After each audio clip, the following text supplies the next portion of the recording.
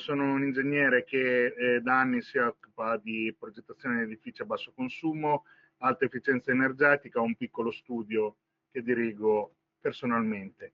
Il progetto che vi presento oggi ha partecipato al contest di A0 nella categoria nuovi edifici monofamiliari ed è risultato vincitore, con mia grande gioia.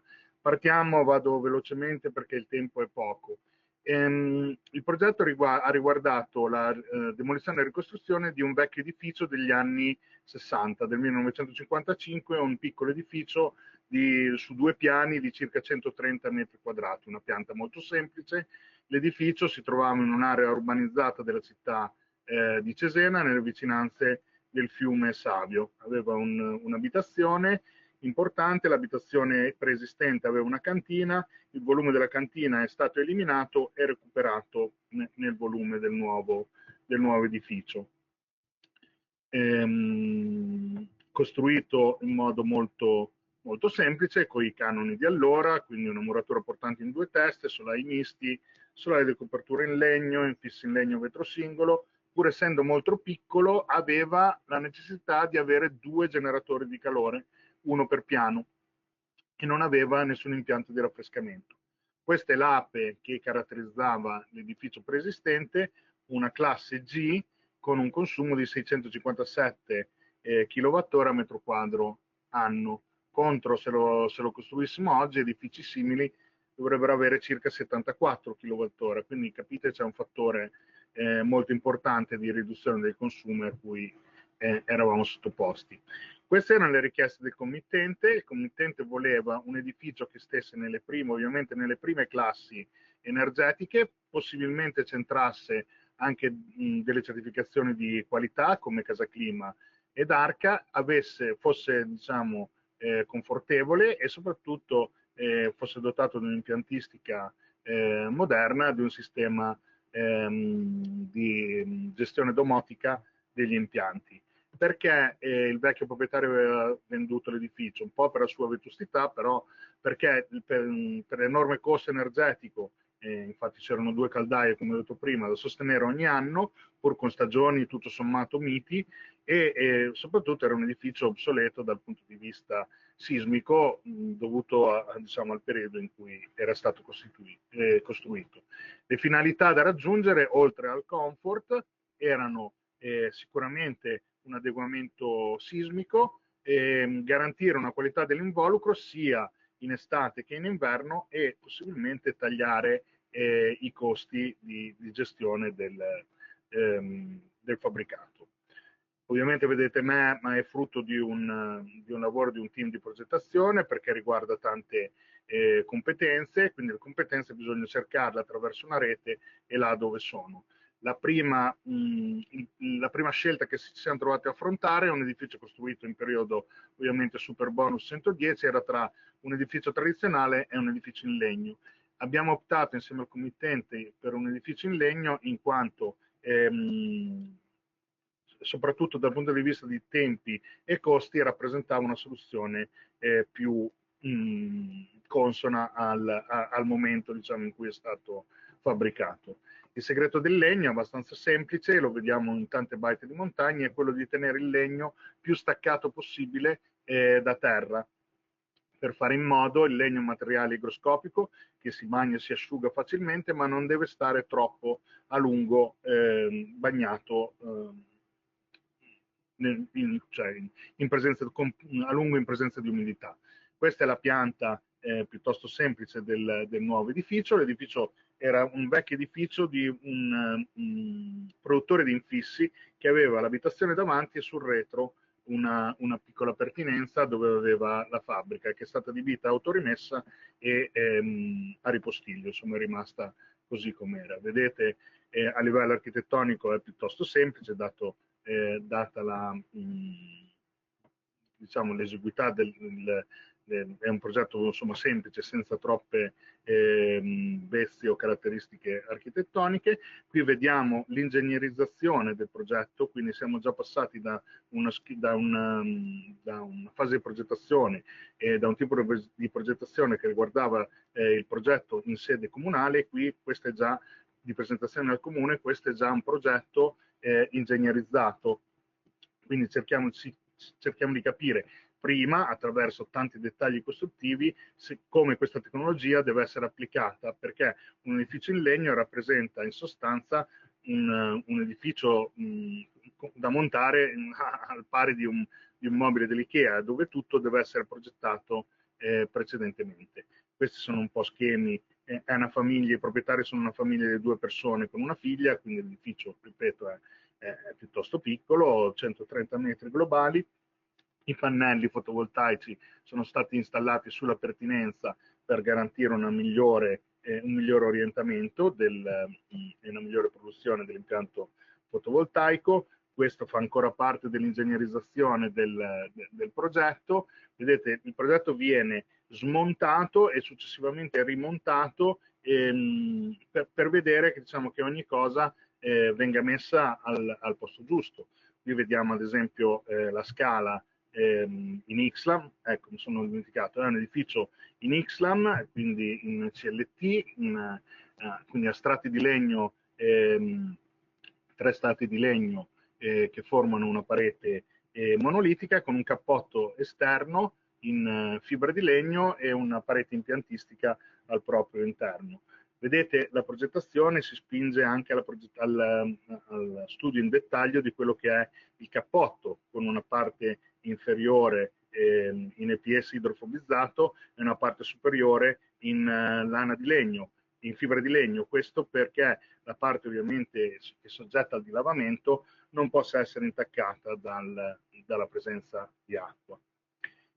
Vabbè, esiste è stata fatta una polizza decennale, postumo decennale per i danni diretti all'opera. Sono state inserite dentro la platea di fondazione tutta una serie di passaggi impiantistici per avere meno fori, diciamo, all'interno dell'involucro, per garantire la tenuta all'aria fondamentale dell'edificio, e sono stati studiati vari dettagli: l'attacco tra parete e copertura, il solaio con la parete contro la platea. Vedete, il legno appoggia in una posizione più alta rispetto a quella della platea di fondazione, per garantire e per preservare la sua integrità, e addirittura, questo poi lo prescrive uno dei protocolli che abbiamo, di certificazione che abbiamo applicato, il livello di scorrimento dell'acqua deve essere molto più basso rispetto a dove è posizionata la parete esterna.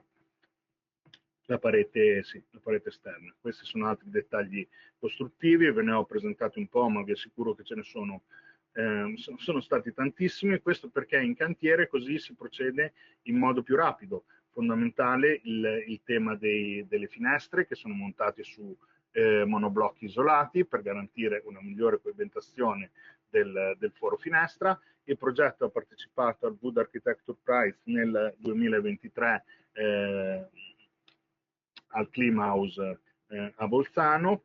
Ecco, vediamo le caratteristiche, l'edificio finito e le caratteristiche dell'edificio una volta realizzato. Vi ricordate, vi ho fatto vedere prima, eravamo a circa 690-700 kW, siamo arrivati a una classe A4 con 8,74 kWh metro quadro anno, eravamo partiti da 657.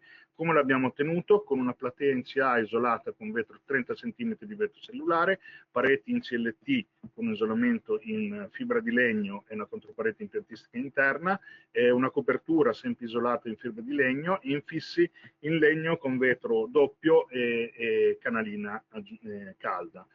A livello impiantistico è stato installato un sistema cosiddetto aggregato compatto, affiancato ad un'espansione diretta. L'edificio gode anche di un fotovoltaico da 6,15 kW e da 2 batterie di accumulo da 20 kW. Quindi abbiamo visto, siamo passati da un consumo di 657 a 8 kW. Questo è l'aggregato compatto, quindi diciamo è un sistema unico, una sorta di grande contenitore dove al suo interno troviamo sia una pompa di calore, che sia un sistema di gestione dell'acqua calda sanitaria che una ventilazione meccanica, tutti insieme e godono, diciamo, quindi è un sistema ad aria, quindi il caldo e il freddo e la gestione della qualità dell'aria è affidata a delle bocchette che troviamo all'interno dell'edificio.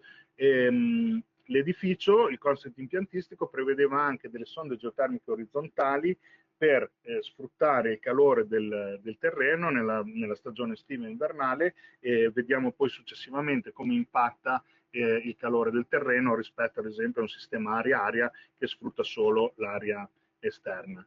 Questi sono passaggi impiantistici che vengono fatti passare solitamente dai solai o dalle contropareti, quindi un sistema canalizzato dove abbiamo mandate, bocchette di mandata, bocchette di ripresa.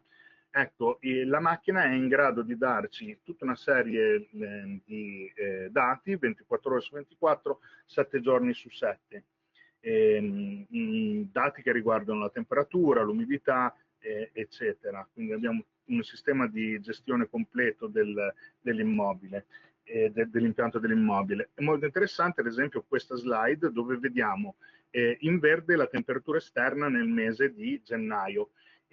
Dopo lo scambio in rosso, un po' più alto, quindi vedete in verde passiamo ci sono sbalzi di temperatura dai 10 gradi, arriviamo tranquillamente sotto lo 0, meno 1,2.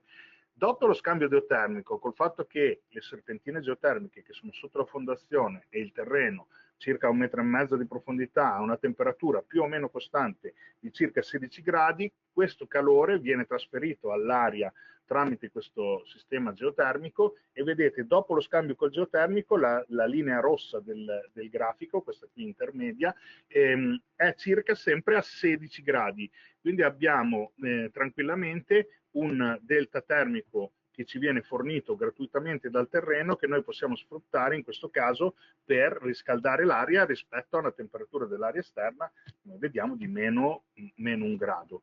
Vi ho detto i dati li abbiamo 24 ore su 24, temperatura interna, temperatura esterna, umidità relativa, acqua calda, quindi è un sistema piuttosto comodo. Lo stesso grafico che abbiamo visto prima, l'abbiamo però nel mese di giugno, vedete temperature esterne che raggiungono dei picchi vicini anche ai 35 gradi, il terreno invece dai 16, insomma è una temperatura un po' più calda, ovviamente più profondo si fa e più la temperatura del terreno rimane costante, lo scambio geotermico. Abbiamo anche in questo caso rispetto ai 40 gradi un'aria che dopo lo scambio geotermico è circa a 21-22 gradi, quindi un raffrescamento gratuito che viene fornito all'aria da parte del terreno. Abbiamo centrato 2 certificazioni energetiche e di sostenibilità, sia quella Casa Clima che quella Arca. Velocemente la certificazione Casa Clima, diciamo, è gestita da una direttiva tecnica. Le direttive tecniche ci sono sia per nuovi edifici che per edifici esistenti. In più qui abbiamo centrato anche il protocollo Nature che riguarda la sostenibilità dei materiali che sono stati installati.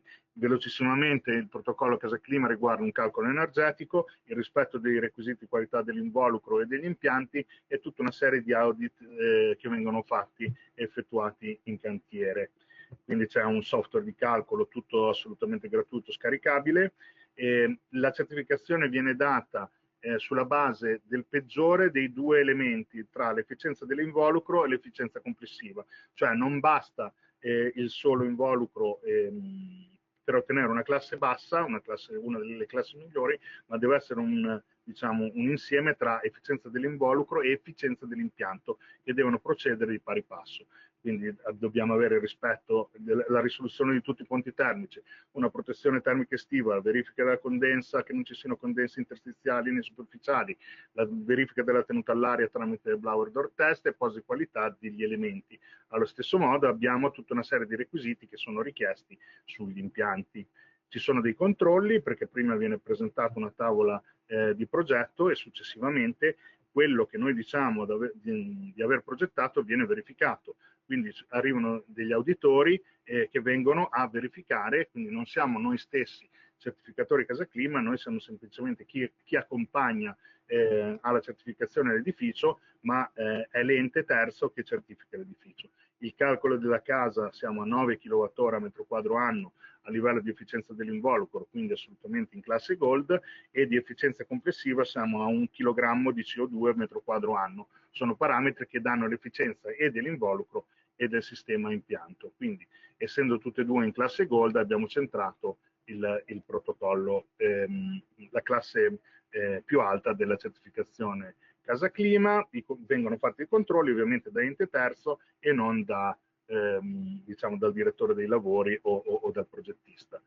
Luigi, 4 minuti. Sì, vado avanti, qui velocemente vediamo tutta una serie di nodi costruttivi che sono stati verificati. Deve essere verificata la temperatura superficiale sopra i 17 gradi centigradi in vari punti che sono punti delicati dell'edificio. Questo perché la temperatura sopra i 17 gradi garantisce l'assenza di muffe e condense nell'edificio. Ci sono dei controlli di processo, quindi ho detto c'è un additore che viene a verificare che la tavola progettuale corrisponda a quello che è stato progettato. Se tutto va a buon fine, ottiene la certificazione, diversamente torni indietro e sistemi fino a quando diciamo, non hai tutti i semafori verdi.